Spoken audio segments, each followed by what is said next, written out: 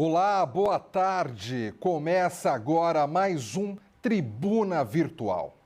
O Tribuna Virtual é um programa produzido pela Rede Alesp durante a pandemia de Covid-19 para garantir aos deputados um espaço com assuntos de interesse da população. Vamos às regras. Deputados serão inscritos via chat antes do início. Terão 10 minutos livres. O apresentador irá informar que o tempo estará terminando quando faltar 30 segundos e deverá interromper a fala. O deputado que tiver conexão estável e se houver interrupção por completo, poderá voltar após o orador que estiver usando a tribuna e encerrar a sua fala. Caso sobre tempo dentro das 2 horas previstas e não haja mais oradores inscritos, será permitida a reinscrição limitada a apenas um reingresso. E o primeiro deputado a falar no Tribuna Virtual de hoje é o deputado Carlos Gianazzi. Deputado Carlos Gianazzi, boa tarde. Boa tarde, Fábio. Boa tarde, deputadas e deputados, telespectador da TV Assembleia. Hoje é dia 26 de março, sexta-feira. E, como sempre faço, eu inicio a minha intervenção de hoje, aqui na Assembleia Legislativa, exigindo a imediata aprovação do nosso PDL número 22 de 2020, que acaba com o confisco dos aposentados e pensionistas. Muitos reclamam, tem deputado já reclamando, o Gianazzi, todo dia na tribuna, só fica falando do PDL 22, do fim do confisco, ninguém aguenta mais. O Gianazzi é o deputado do samba de uma nota só. Olha, enquanto o PDL 22 não for aprovado, enquanto não houver o fim do confisco criminoso das aposentadorias e das pensões, nós vamos continuar falando do PDL 22 e cobrando o fim do confisco. Não é possível que a Assembleia Legislativa se acovarde, né?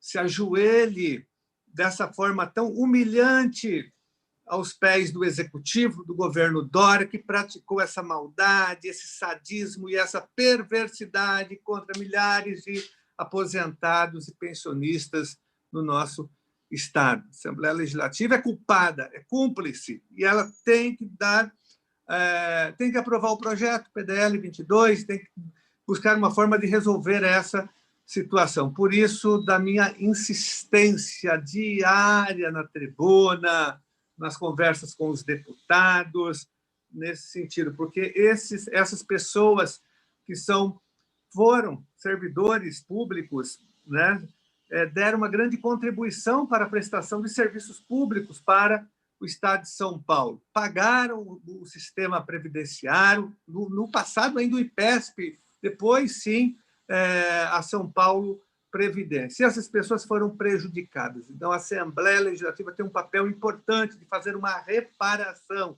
de fazer justiça com milhares e milhares de pessoas que foram assaltadas, roubadas, né?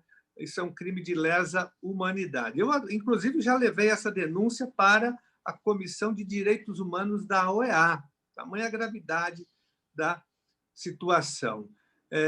Então, vamos continuar com essa luta. Quero ainda, hoje, no meio de tanta tristeza,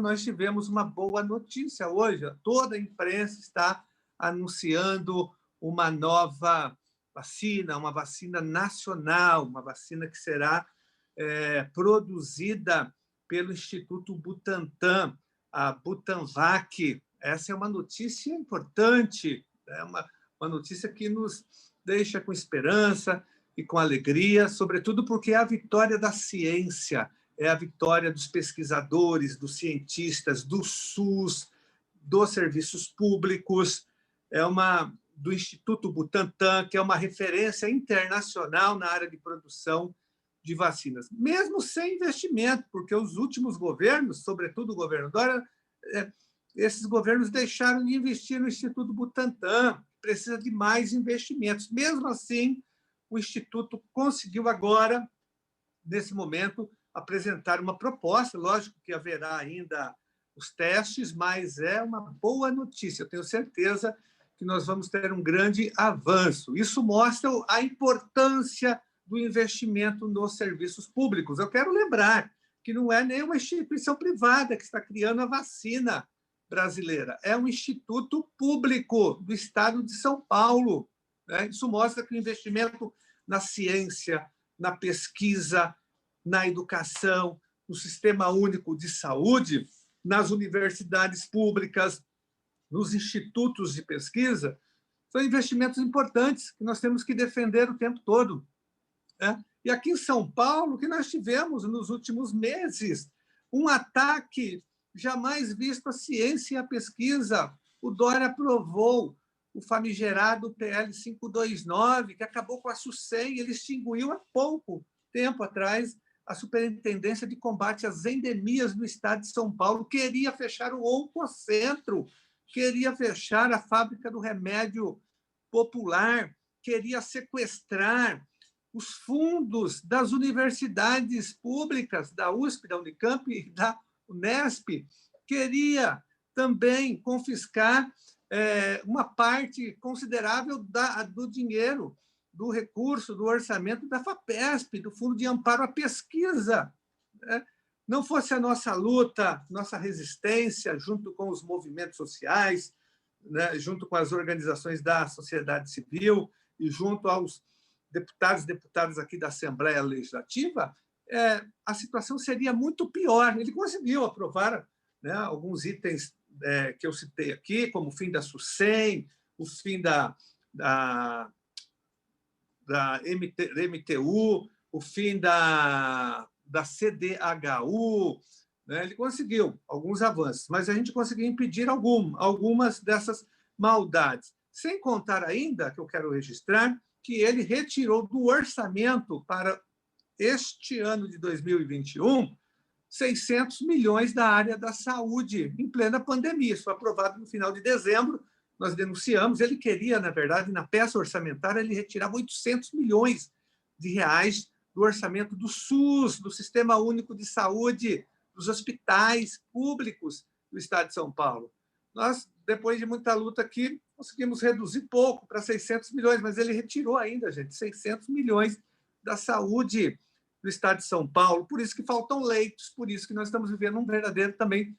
A situação é grave em todo o Brasil, mas se o Dória tivesse investido mais no SUS, mais na saúde pública, nós talvez não estaríamos numa situação tão difícil como estamos agora. Mas essa notícia da possibilidade de uma vacina nacional criada aqui no estado de São Paulo é muito importante. E ela se contrapõe a todos os ataques feitos pelo Bolsonaro e pela extrema-direita, pelos terraplanistas, pelos fundamentalistas, né, que assumiram o poder e militam contra a ciência. Cortam, atacam a educação o tempo todo, atacam a ciência, atacam a pesquisa o tempo todo, né? Não investiram nessas áreas, né? E militam, né, contra o isolamento social, militam contra a vacina, ridicularizaram a vacina produzida aqui no Butantan, chamando de vacina o tempo todo, né? Ficam elogiando a cloroquina, que não, já está mais do que provado que ela não cura o coronavírus, a Covid-19, e, aliás, ela causa efeitos colaterais gravíssimos. Tem gente morrendo porque usou a cloroquina e outros medicamentos que são apresentados aí pelos terraplanistas e pelos negacionistas da ciência, da pesquisa, terraplanistas, gente que acredita que a Terra é quadrada, que a Terra não é redonda. Essa gente que está hoje no comando do Brasil, minha gente, é um absurdo total. Por isso que nós estamos com 300 mil mortos em todo o país. Aqui em São Paulo saiu um número também assustador novamente, porque o governo ainda tentou mais uma vez maquiar os números. O governo federal tentou a manobra, que foi desmascarada, é a segunda vez que isso acontece. Então, saiu agora o dado oficial de São Paulo, mais de 1.100 pessoas morreram só no estado de São Paulo, são mais de 300 mil pessoas mortas no Brasil porque nós temos um delinquente na presidência da República, um miliciano, que tem que ser removido imediatamente, fora Bolsonaro, né? Ele tem que sair, tem que ter remoção pela via constitucional ou através do impeachment, enfim, tem formas para isso, porque enquanto o Bolsonaro for o presidente, é só destruição, é morte, ataque à ciência, à cultura, né? E não adianta ele ir para a televisão falar que mudou, que aquilo é fake news total. Bolsonaro é fake news, a existência dele, né? Então, não dá. Nós defendemos fora Bolsonaro imediatamente, defesa da vida. É uma questão não só política, é uma questão sanitária. Para o Brasil sobreviver, né? Ou ele tem que fazer uma opção, ou Bolsonaro ou a vida dos brasileiros e brasileiras, não tem outra. Tanto é que já há uma movimentação nesse sentido. O próprio capital financeiro, 30 segundos Faria finais, Lima já deputado. soltou um documento com vários economistas. Então, fora Bolsonaro, e Bolsonaro é genocida, sim. Deputado Carlos Gianazzi, o senhor tem direito a uma reinscrição, está bem? Eu quero me inscrever, então. Perfeito. E agora vamos com a deputada Janaína Pascoal. Deputada Janaína Pascoal, boa tarde. Boa tarde, cumprimento a todos que participam da tribuna, as pessoas que nos acompanham. Eu tenho vários temas da abordagem. A sua imagem não está aparecendo aqui para mim, deputada. Nossa, que estranho. Eu estou me vendo aqui. Perfeito, agora a senhora apareceu, A senhora tem 10 minutos, deputada. Tá ótimo, obrigada. Bom, cumprimento todas as pessoas que nos acompanham, agradeço esse espaço precioso que nos é proporcionado pela Rede Alesp. Tem alguns temas que eu quero abordar, alguns, inclusive, são devolutivas dos assuntos tratados na data de ontem. Como disse, venho recebendo muitas mensagens de pessoas portadoras de doenças crônicas, de pessoas, pacientes oncológicos, pessoas grávidas, e tanto eu como a assessoria da área de saúde, entre ontem e hoje, levantamos um material que há a esse respeito, e com relação aos pacientes oncológicos e as pessoas grávidas, as mulheres grávidas, a princípio, não há, vamos dizer assim, pesquisas cabais recomendando a vacinação, mas a orientação é positiva num primeiro momento, tá? Entretanto, é feita referência à necessidade de uma orientação do médico que acompanha a pessoa.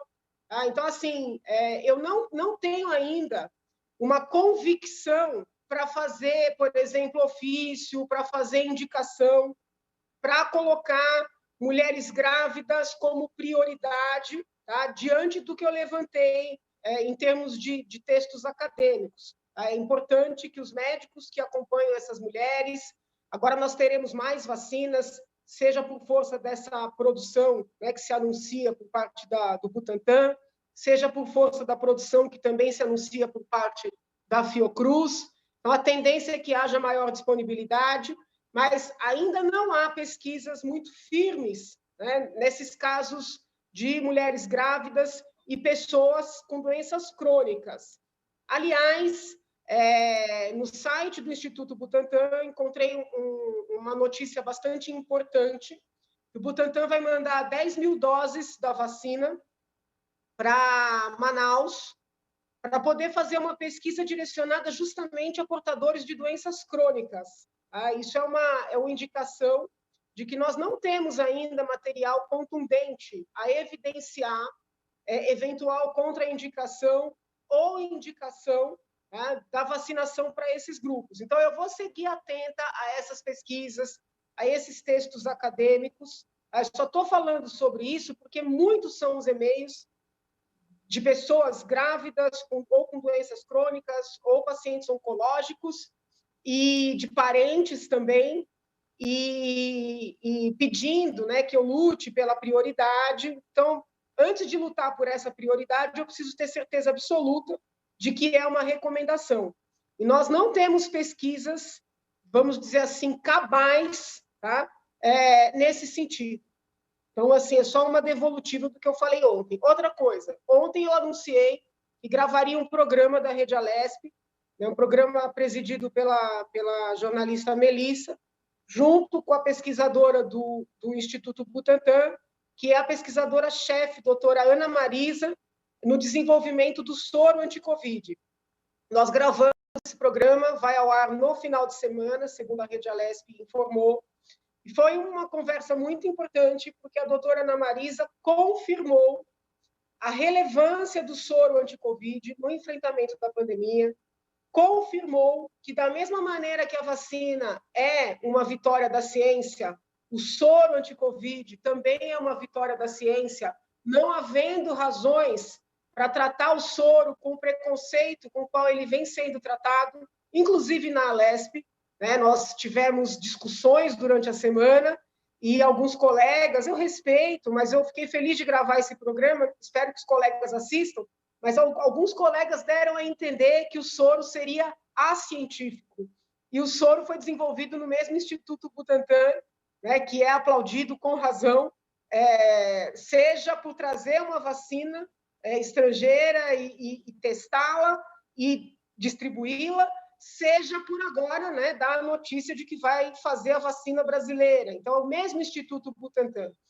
Já nas minhas redes, hoje pela manhã, pedi encarecidamente ao doutor Dimas Covas, ao Instituto, peço ao governo do Estado de São Paulo que lutem pela vacina como estão lutando, mas que não deixem o soro em segundo plano. A Anvisa, depois de muita pressão, aprovou a pesquisa com soro, ainda é uma pesquisa albergando, vamos dizer assim, alcançando um número pequeno de pessoas.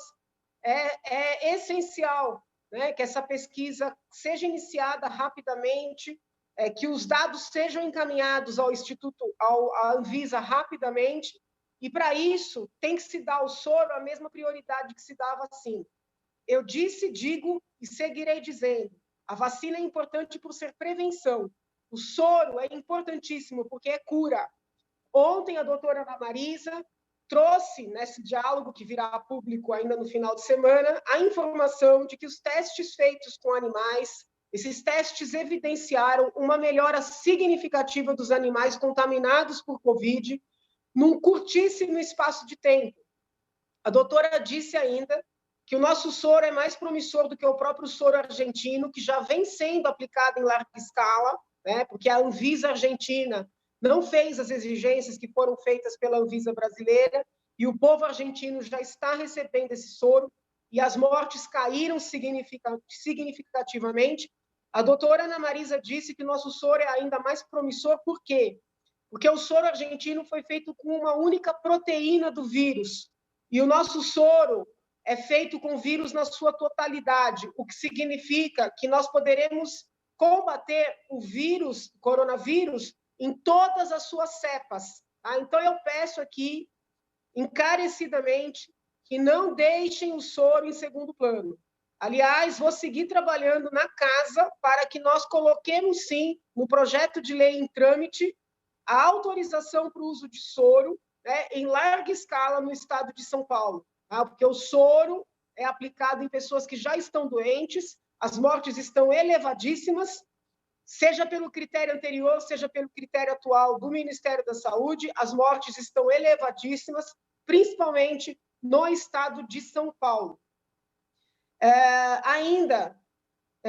Quero destacar a preocupação com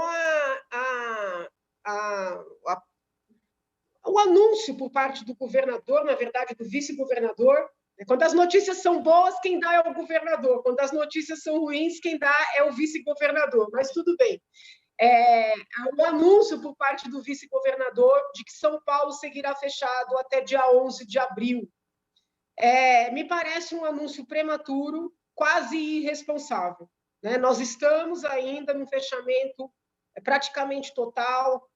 Na capital e em algumas outras cidades, decretou-se feriado aí por 10 longos dias. Independentemente de se concordar ou não, seria mais inteligente aguardar os resultados das medidas adotadas do que já anunciar um fechamento até o dia 11. As pessoas não estão mais aguentando, os empregos não estão sendo mais mantidos, os pequenos negócios estão quebrando. estamos chegando num estado efetivamente arriscado, ouso dizer arriscado. A doença existe, a doença é grave, a onda é séria, né? O sistema de saúde não está dando conta, tudo isso é verdade. Né? Tudo isso é verdade. Nem vou entrar no mérito se as medidas tomadas lá atrás foram as corretas. Agora, nós não podemos achar que São Paulo tem condições de um fechamento contínuo, ininterrupto, como esse que o governo quer fazer. Se a decisão for pelo fechamento, nós vamos ter que radicalizar e cortar salários, né, sobretudo pagos com dinheiro público, de quem ganha, por exemplo, mais do que R$10 mil. Né? Muitas pessoas, inclusive na própria Assembleia Legislativa, muitas pessoas estão ganhando seus salários na integridade de seus benefícios e estão trabalhando de uma maneira bem mais branda do que o normal.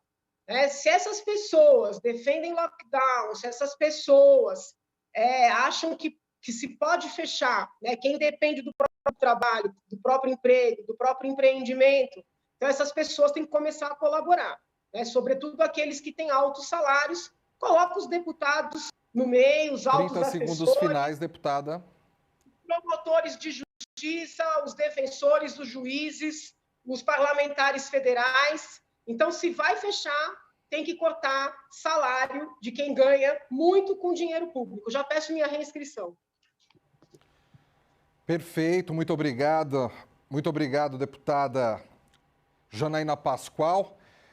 Já pediu uma reinscrição, em breve voltará a falar conosco aqui no Tribuna Virtual. E agora vamos receber no Tribuna Virtual a deputada Letícia Aguiar. Deputada Letícia Aguiar, boa tarde.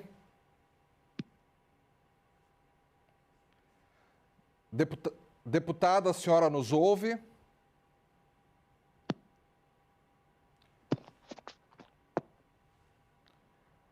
Deputada Letícia Aguiar vai falar conosco aqui no Tribuna Virtual. Deputada, a senhora está me ouvindo?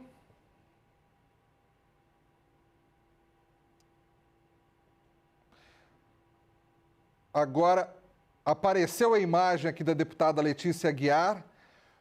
A senhora me ouve, deputada? Boa tarde. O seu microfone acho que está fechado, deputada.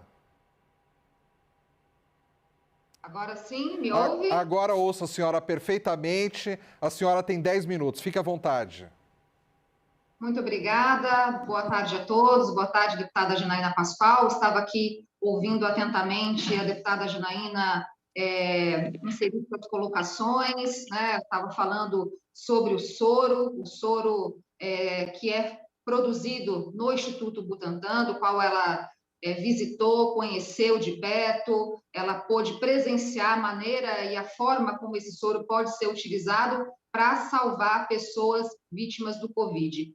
E nas ocasiões que eu tive a oportunidade de estar com a deputada Janaína e quando ela me falou sobre o soro, né, e ela ficou, de fato, muito empolgada com o soro e ao mesmo tempo, né, cismada porque que se existe um soro que pode curar as pessoas que estão com a doença, ou seja, você vai tirar as pessoas dos hospitais, dos leitos de UTI, vai salvar vidas, um soro que é produzido aqui com um custo baixíssimo, por que não utilizar? Porque o governo do estado, que insiste tanto nas vacinas, nós sabemos que as vacinas são importantes, nós defendemos também as vacinas, mas se existe um soro real que existe, que pode salvar pessoas, por que ele ainda não foi utilizado? Então, quero aqui utilizar a tribuna virtual em apoio à fala da deputada Janaína, da importância do soro, da gente poder estimular isso, que o governo do estado abrace isso, já que defende tanto salvar vidas. Existe um soro um grande potencial de cura das pessoas e que ele precisa ser utilizado o quanto antes. Dessa forma, a gente também reduz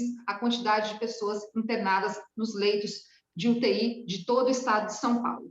Pois bem, quero também deixar registrado aqui, continuando também a fala da deputada Janaína, do qual estava observando, falando sobre agora a extensão do prazo aí de restrição, né, que hoje o vice-governador declarou, né? A gente, nós que estamos aqui atendendo as pessoas no gabinete, ouvindo as pessoas, recebendo as solicitações os pedidos de ajuda, que são muitos, muitos, o tempo inteiro, as demandas que nós recebemos por e-mail, por rede social, as pessoas estão desesperadas, né? E quando a gente começa a fazer campanhas de arrecadação de alimentos, chegar nesse nível, né, de realmente matar a fome, e eu, de fato, não imaginei que isso pudesse acontecer de uma brevidade tão grande, essa situação que as pessoas estão passando de necessidade, de vulnerabilidade. Pessoas que tinham seus empregos, que eram autônomos, que eram os informais, que tinham seu pequeno comércio, seja uma lanchonete, um chaveiro, um proprietário de uma academia, que foram à falência, quebraram, né? E não só eles, né? Porque às vezes as pessoas falam assim, poxa, é um empresário, né? O empresário é um trabalhador, é uma pessoa que construiu um sonho, que investiu no seu sonho, né? Que investiu tempo, dedicação, empenho, formação, trabalho, né? Que gera renda para o município, que gera renda para outras pessoas, outros pais e mães de família que dependem, às vezes, daquele pequeno comércio, de uma lanchonete que seja, de uma farmácia, de como eu disse, um chaveiro que tem lá está empregando 2 pessoas, mas são 2 famílias que dependem daquele negócio, né? E que não sabem mais o que fazer, que estão procurando ajuda até de cesta básica, que nunca passaram por uma situação que é até constrangedora, humilhante, né? E a gente vem, desde o início da pandemia, não é, deputada Janaína, falando da importância do diagnóstico precoce, do tratamento precoce, de que a gente possa identificar já nos primeiros sintomas das pessoas para que não se agravem, né, os sintomas e que aí elas não passem a ter um risco maior das comorbidades todas que envolvem o Covid-19. E eu falei sempre utilizei a tribuna que a gente pudesse, né, fazer um alinhamento com as questões econômicas, porque as pessoas não morrem apenas de Covid, né? As pessoas também têm outras enfermidades, né? Pessoas, por exemplo, com tratamento, estão passando por um tratamento de câncer, por exemplo, tem prescrição médica para fazer atividade física, não estão podendo fazer atividade física, porque está proibido pelo governador João Dória. Então, o sentimento que eu tenho, né, e que realmente me deixa indignada de ver que ele vai agora mais 15 dias de lockdown, de impedimento das pessoas trabalharem, de seu sustento, pessoas desempregadas que não têm de onde tirar mais, e não tem nem mais aonde recorrer à ajuda. O que vai fazer com essas pessoas, né? A gente está aqui, mais uma vez, e muita gente nos questiona, deputados. Tem o deputado Gianazzi, a deputada Janaína está presente, muitos deputados, muitas pessoas questionam o que vocês, deputados, estão fazendo para frear, né? A gente utiliza tudo que está dentro do regimento, né? Todos os documentos, que são muitos, que a gente produz o tempo todo, reuniões, audiências, tribuna virtual, plenário da Assembleia Legislativa, rede social, para a gente frear esse governador que quer, sim, a meu ver, implantar um terrorismo, colocar as pessoas realmente num terrorismo, e isso pode acarretar numa série de doenças mentais, inclusive, né? Então, algo precisa ser feito, né? Fica aqui o meu apelo a toda a Assembleia Legislativa, né? Que, infelizmente, a gente sabe que a maioria apoia esse governo João Dória, é a maioria que apoia, né? Mas você que está nos assistindo aí agora, cobre o seu deputado, para que ele cobre o governador João Dória, para que ele exija uma mudança nesse Plano São Paulo, dessa maneira que está, é impossível. Então, fica aqui mais uma vez o meu apelo, né, em prol das pessoas, dos trabalhadores, as pessoas que precisam trabalhar, que estão desesperadas, passando necessidade. Fica aqui o meu apelo a respeito do soro anti-Covid, que é produzido no Instituto Butantan, um soro que é para curar pessoas que estão com o coronavírus, que estão com a doença. Quero aqui também, já indo para o final da minha fala, destacar um outro assunto que é importante aqui, voltado para a minha região de São José dos Campos, onde fica localizada a Embraer que produz avião, né, para o mundo inteiro. Ontem foi aprovado o orçamento no Congresso Nacional, o orçamento do governo federal, para onde vão os investimentos. Quero destacar que nós sempre pedimos que a Embraer fosse notada pelo governo federal, no sentido de receber investimentos. Quando teve aquela quase fusão com a Boeing, muitos desempregos aconteceram aqui na Embraer, em São José, e a São José dos Campos tem um cluster aeroespacial muito grande, muitas pessoas dependem desse setor da aviação. Então, fica aqui o meu apelo também ao governo federal, vou encaminhar, já estamos produzindo aqui documentos para enviar ao Ministério da Defesa, ao ministro de Defesa, general Fernando Azevedo e Silva, e ao presidente Jair Bolsonaro, que olhe para a Embraer, que destine recursos para a Embraer, para a fabricação do projeto do cargueiro KC-390, que é desenvolvido aqui na Embraer, né? E que, de acordo com informações que nós estamos colhendo, estamos recebendo, esses recursos teriam sido retirados do orçamento. Então, nós vamos batalhar para que esses recursos cheguem para esse avião que é fabricado aqui na Embraer de São José dos Campos, isso aqui gera emprego, gera renda e é fundamental para a nossa região do Vale do Paraíba. Então, a vocês que nos acompanham, para que saibam que a gente também está trabalhando em conjunto por essa ação e por investimentos para a Embraer de São José dos Campos. Muito obrigada aos deputados que estão aí nos acompanhando. Estamos juntos nessa batalha aí para que a gente possa devolver o Estado de São Paulo aos paulistas e aos paulistanos. Muito obrigada. Deputada Letícia Aguiar, muito obrigada. A senhora tem direito a uma reinscrição, caso ache necessário, está bem? E agora vamos falar novamente com o deputado Carlos Gianazzi. Deputado Carlos Gianazzi, o senhor tem mais 10 minutos. Fique à vontade. Muito obrigado, Fábio. De volta à tribuna virtual, eu quero colocar uma questão gravíssima também, senhores deputados e deputadas, que é a questão do IANSP. Em plena pandemia, com mais de 300 mil pessoas mortas no Brasil, em São Paulo, agora nas últimas 24 horas, nós recebemos a informação que mais de 1.100 pessoas morreram no estado de São Paulo, colapso em todo o sistema de saúde, filas para UTI, já crise também, colapso no sistema funerário, até mesmo para fazer uma certidão de óbito, tem filas e mais filas. Outro dia eu vi uma matéria na televisão, uma reportagem, mostrando uma fila que dobrava o quarteirão aqui em São Paulo. Então, entramos no colapso, né? Na saúde, no sistema funerário, até nos cartórios, até para fazer, repito, até para fazer atestado de óbito não está tão fácil assim. É uma crise sem precedentes, o Brasil virou uma ameaça global, porque aqui o Brasil virou um celeiro de variantes do coronavírus, porque aqui não há investimento na prevenção do coronavírus, aqui é um laboratório mundial, né, de como o que acontece com o país que não investe no combate ao coronavírus. É isso que aconteceu e vem acontecendo por conta, primeiramente, do governo federal. Eu nem preciso mais falar sobre isso, porque já falei exaustivamente, né? Que há uma omissão criminosa e genocida do governo federal, isso desde o começo, com o combate ao coronavírus. Esse é o cenário do Brasil, um cenário de guerra, de destruição, de morte, de choro, de lamento, né? As pessoas estão morrendo nas portas dos hospitais. Acho que as pessoas estão vendo isso, não é possível, né?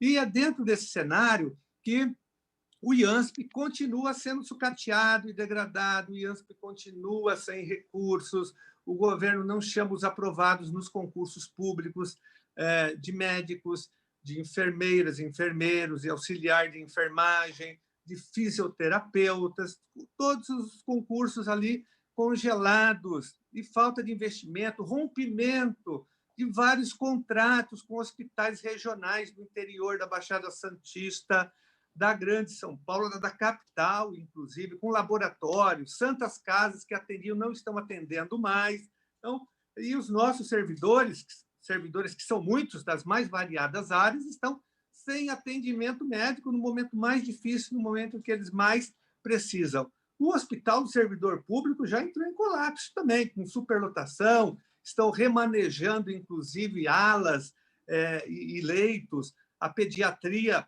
também estou recebendo várias reclamações aqui de professoras dizendo, olha, a pediatria está tendo uma redução drástica no atendimento de leitos, de setores, mas o governo continua não investindo no IANSP. Eu me lembro que no ano passado, quando chegou a peça orçamentária na Assembleia Legislativa, o governo só destinava ao IANSP R$4.000, exatamente, eu fiquei chocado, todos nós, R$4.000 para o IANSP, era o que o governo destinava, apostando já nesse confisco do aumento das contribuições de 2% para 3% para as pessoas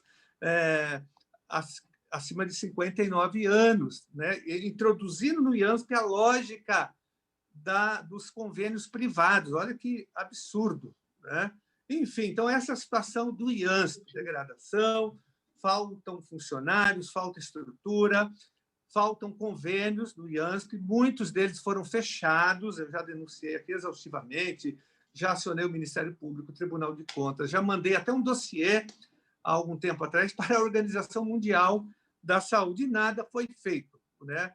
Não há investimento de fato no IANSP. Os servidores estão sobrecarregados, aqueles que trabalham no IANSP, com salários extremamente baixos e aviltantes. É uma situação gravíssima. Lá eu chamo a atenção dos deputados e deputadas para que façam gestões e cobrem ao governador para que ele invista no IANSP, para que os nossos servidores tenham atendimento não só no Hospital do Servidor Público Estadual, mas em todo o Estado, nas clínicas conveniadas, nas santas casas conveniadas com o IANSP, nos hospitais regionais, nos CEAMAS, que são centros vinculados diretamente ao IANSP, nos laboratórios, nas clínicas, tem clínicas que são conveniadas, clínicas particulares. Então, há uma crise imensa em todo o estado de São Paulo. Nós estamos recebendo já há um bom tempo, antes da pandemia, e agora na pandemia, essa situação parece que se acentuou ainda mais. Eu queria fazer esse destaque para o IANSP, no meio dessa crise toda,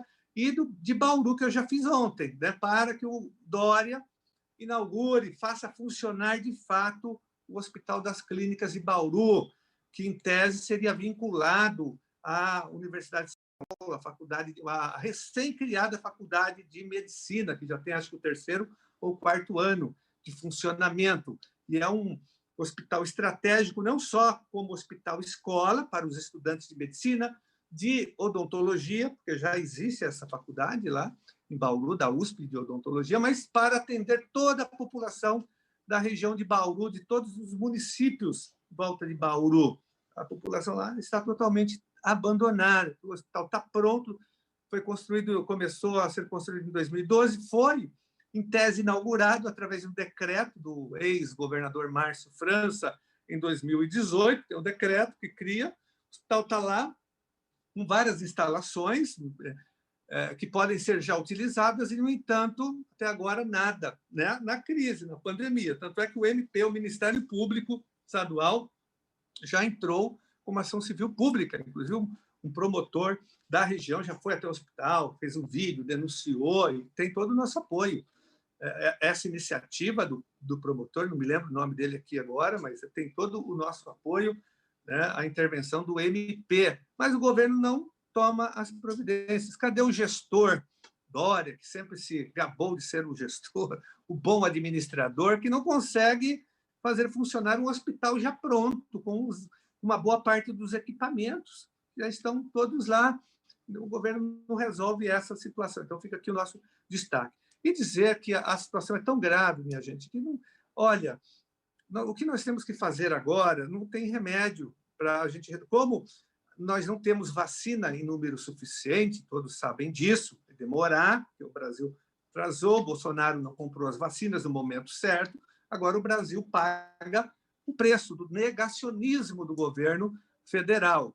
Então, não tem outra saída. A saída é distanciamento social, é a receita mundial, é só as pessoas lerem um pouco o que acontece no mundo. Não é possível que as pessoas estejam tão alienadas assim, né? Que só se informem pelas redes sociais bolsonaristas, dos terraplanistas. Eu conheço gente que começa a argumentar, fala, mas qual a sua fonte de informação? A pessoa fala, eu só leio essas redes que vêm do Bolsonaro aí, porque eu não confio mais na Globo, não confio mais na UOL, não confio mais na Folha, não leio mais a imprensa tradicional. Falei, mas você lê outras imprensas, pelo menos, de outros lugares do mundo? Não. A pessoa fica alienada e vira uma negacionista, né, sem informação.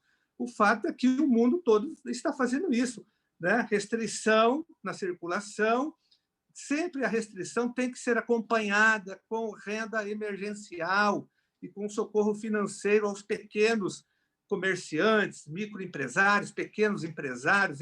É isso que tem que ser feito. Agora, eu vejo as pessoas falando, se colocando contra as restrições, mas não cobram renda emergencial. Engraçado isso, não cobram ajuda a esses comerciantes que elas dizem defender. Cadê a renda emergencial de R$600? Ela foi encerrada em dezembro e agora o Bolsonaro mandou um projeto de lei e aprovou uma renda emergencial de R$150, R$250 e R$370. Isso é insuficiente, isso não é renda emergencial para sustentar uma família, nem mesmo uma pessoa. E não ajuda os comerciantes. Eu cobro isso do governo federal, do governo municipal aqui do Bruno Covas e do Dória. Eles não estão investindo na renda, tem que socorrer, tem que oferecer as condições econômicas para que a população possa atravessar o isolamento social, a restrição de circulação, o lockdown. E aí tem dinheiro, sim, não precisa tirar de servidor 30 público, segundos não. finais, deputado. Nós temos que taxar as grandes fortunas, os bilionários, os milionários. Quem compra um iate em São Paulo não paga IPVA, quem compra um avião em São Paulo não paga, no Brasil não paga IPVA. Tem que taxar lucros e dividendos, né? Terminando, o governo federal, no início da pandemia, deu mais de R$1 trilhão para os bancos. Então, tem de onde tirar. O Brasil é um país rico e ele tem que dar renda emergencial para o povo brasileiro atravessar essa tempestade tenebrosa e mortal. Deputado Carlos Gianazzi, obrigado pela sua participação aqui no Tribuna Virtual. Um bom final de semana para o senhor. Deputada Janaína Pascoal, a senhora tem mais 10 minutos. Muito obrigada. Volto. Lembrando que as manifestações têm que ser responsáveis, né? Em que sentido? É muito fácil chegar na tribuna e gritar que quer auxílio, que quer ajuda para os comerciantes, para os desempregados, todo mundo quer, né? Mas vai tirar o dinheiro de onde? Então, nós temos, sim, que neste momento de emergência, né, olhar para quem ganha acima do teto constitucional com dinheiro público, seja aposentadoria, seja pensão, seja salário, avaliar se durante 3 meses, por exemplo, não seria o caso de limitar os salários de agentes públicos, no geral, a R$10 mil, que é um salário mais do que digno. E se o problema é com quem, por exemplo, é rico e continua tendo renda, porque muitas empresas, aquelas maiores, conseguem manter seus funcionários, os respectivos salários, vamos aumentar, neste ano, excepcionalmente, a alíquota do imposto de renda, porque aí serão alcançados altos funcionários públicos, altos funcionários do setor privado, e haverá de onde tirar dinheiro para pagar o auxílio para quem realmente precisa. Obviamente, verificando-se quem se cadastra precisa, porque na primeira onda, muita gente que não precisava recebeu, e agora está apenas devolvendo, né, no momento da declaração do imposto de renda, sendo certo que é uma situação de fraude que haveria de ensejar, inclusive, prisão. Quem tem dinheiro, quem tem patrimônio e se cadastra para pegar auxílio emergencial, né, merece ser preso, porque está tirando dinheiro público de quem realmente precisa. É um momento de emergência, é um momento em que a Constituição Federal está sendo descumprida, né, para manter vidas, manter saúde, tudo bem. Mas, então, não é possível que nós possamos, vamos dizer assim, não observar a Constituição quando é para impedir as pessoas de trabalharem, mas na hora de cortar, né, altos salários, altas aposentadorias, altas pensões, ou cobrar imposto de renda de agentes públicos e privados numa alíquota diferenciada, aí não pode. Aí a Constituição é 100% fechada. Então, a gente tem que ter um pouco, né, de coerência, um pouco de responsabilidade, porque gritar por auxílio, todo mundo grita. O problema é saber de onde é que vem o dinheiro. Bom, voltando para a situação do anunciado fechamento no estado de São Paulo. Além desse fechamento, que eu considero insustentável até o dia 11 de abril, eu volto a falar que prefeitos estão baixando decretos ilegais, decretos fazendo referência a tipos penais, ou seja, decretos que ameaçam os cidadãos de prisão. Não há elementos, não há legitimidade para prender cidadão, né, por força de lockdown. E decretos muito irresponsáveis quando suspendem transporte coletivo. Gente, não é todo mundo que tem carro, não é todo mundo que tem um vizinho que tem carro, não é todo mundo que pode pagar táxi e Uber, tá? A maior parte da nossa população depende do transporte público, né? Aqueles que dependem do transporte não são todos que moram perto do hospital, não é só de Covid que se morre, não é só Covid que requer necessidade de socorro. Eu falei isso nas minhas redes, já veio um monte de desavisado, desinformado, dizer que existe o SAMU. Existe o SAMU, mas começa a chamar para ver o tempo que demora, sobretudo para quem está na periferia, entendeu? Então, é um monte de gente que entende de tudo, mas não conhece a realidade.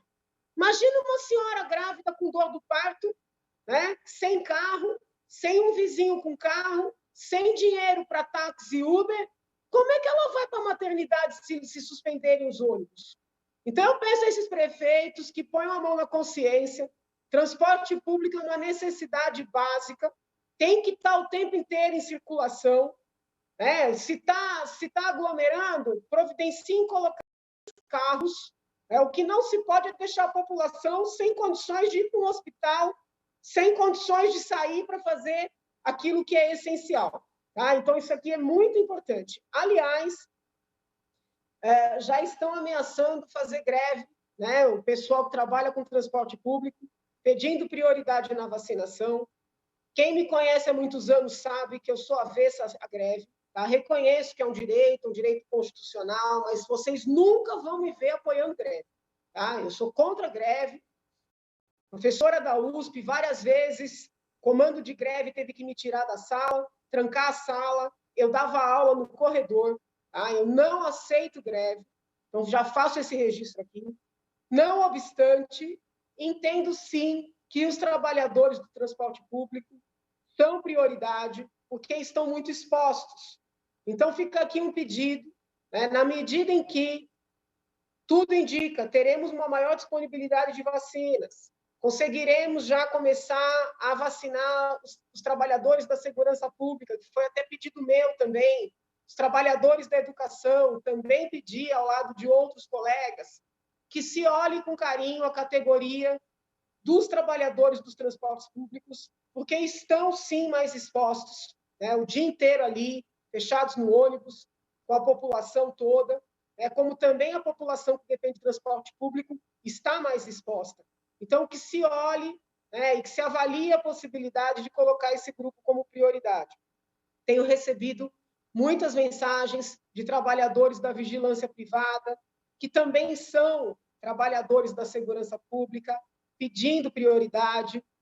Vamos fazer o seguinte, né? Vamos vacinar os policiais civis, militares, federais, agentes penitenciários, que são os policiais penais, trabalhadores da Fundação Casa, agentes federais rodoviários, e uma vez vacinando esses grupos, né, vamos seguir nessa categoria, né, de segurança pública e vamos vacinar os agentes de vigilância privada também.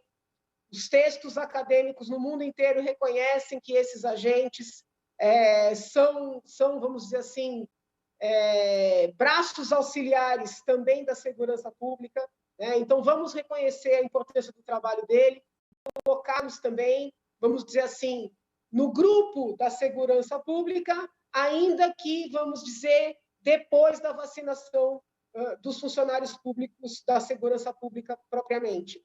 Então, são esses pleitos que eu faço, dizendo uma vez mais que eu, desde o princípio, tive e tenho uma atitude responsável para com essa doença. Todo mundo sabe que eu só fico sem máscara aqui, em um ambiente fechado, onde eu estou sozinha. Tenho incentivado o distanciamento, tenho desincentivado qualquer tipo de aglomeração, procuro seguir as normas todas que são impostas ou orientadas pelas autoridades sanitárias.